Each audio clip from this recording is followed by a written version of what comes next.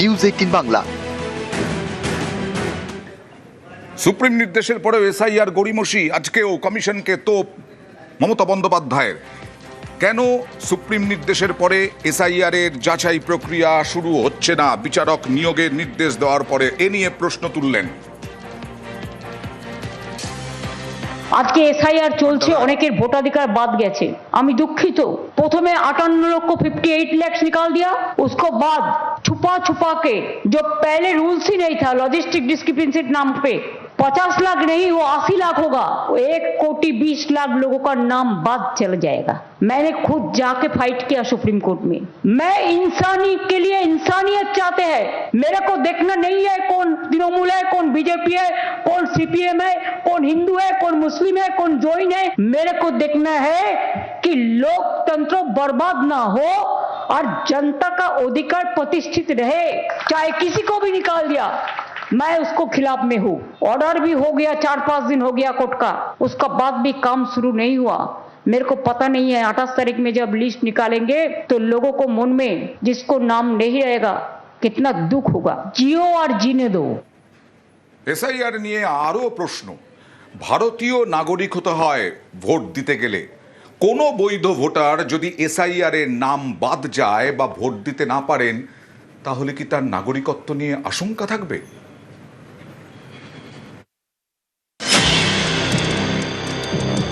প্রথম থেকে বলা হচ্ছে এসআইআর শুধুমাত্র ভোট দেওয়া না দেওয়ার তালিকা তৈরির জন্য, কিন্তু পরিস্থিতি যা তাতে এসআইআর আদতে নাগরিকত্বের প্রমাণ বলেই মনে করছেন অনেকে।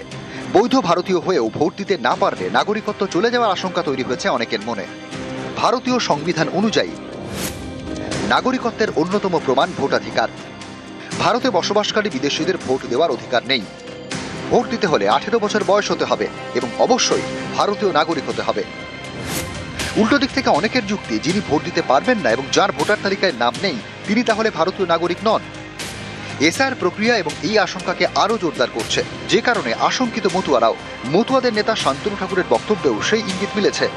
50 লাখ রোহিঙ্গা মুসলমান যদি বাদ যায়, সেখানে 1 লাখ আমাদের লোক যদি বাদ যায়, তো আমাদের এটুকু একটু সহ্য করে নেওয়া উচিত। এই কারণে ওপাশে রেশন তোলার সময় মার খেয়ে আমার দিল হাতে করে নিয়ে আমার এপাশে দৌড়ে আসতে হয়েছে। তো এখন যদি তার সাথেই আবার আমার এখানে রেশন তুলতে হয়, তাহলে আমি প্রতিশোধটা নেব কবে? তো প্রতিশোধ নেওয়ার সময়।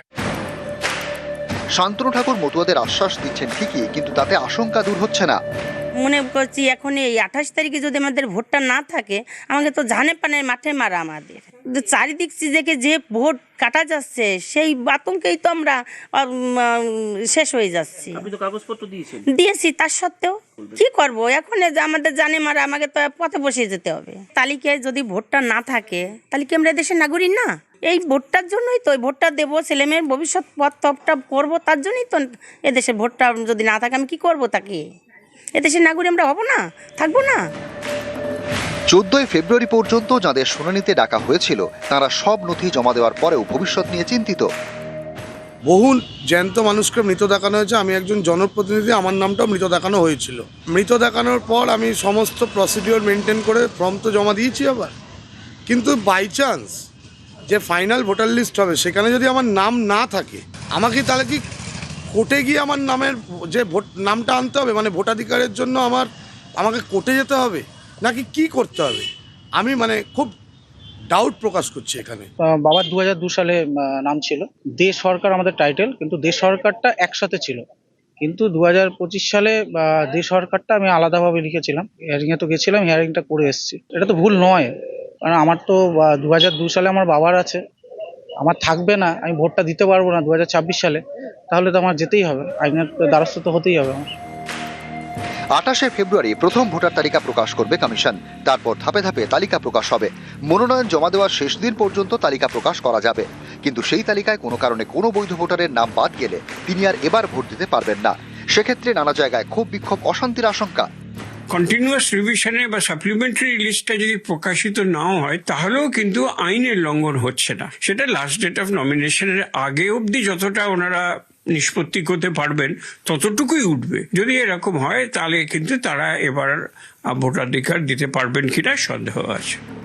দীর্ঘদিন ধরেই এ রাজ্যে অনেকে ভোটকে উৎসব হিসেবে দেখেন, গণতান্ত্রিক অধিকার রক্ষার উৎসব, যে কারণে পশ্চিমবঙ্গে বিপুল সংখ্যায় ভোটও পড়ে। দেশের অন্য রাজ্যের তুলনায় এ রাজ্যে ভোট নিয়ে এমন সচেতনতায় বেশি করে আশঙ্কার জন্ম দিচ্ছে। নিউজ 18 বাংলা।